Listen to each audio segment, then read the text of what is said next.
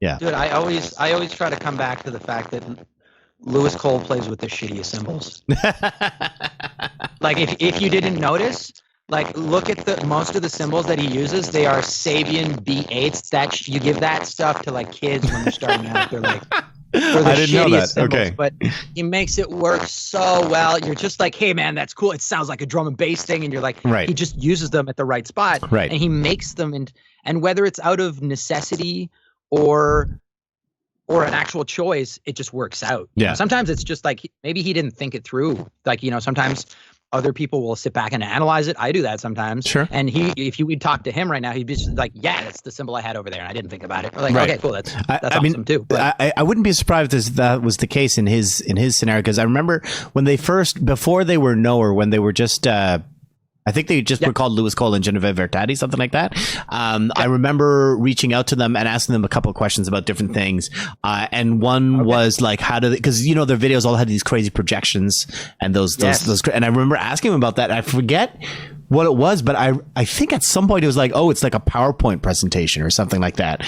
You know what I mean? Like, it's like, that's what I had. And it's like, oh, that was done in MS Paint. I'm like, what the fuck? Like, how, but it's like, well, I just spent the time and figured it out, Yeah. That makes me think of something that, if I can impart this piece of wisdom and on like that I sometimes forget, is that it's often better to like have less things and in this case like restraint and being stuck with something. You're often much more creative than having whatever you want or need.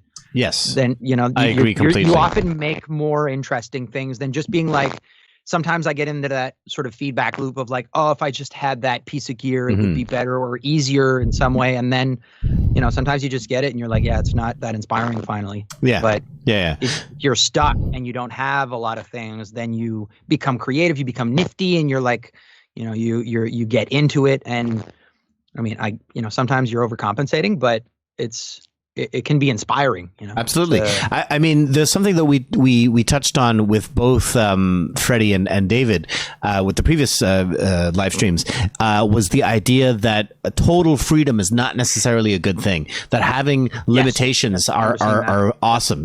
Being forced to work with what you've got, and I definitely agree with it. I mean, what's the drummer? Is it the drummer from Def Leppard that has one arm?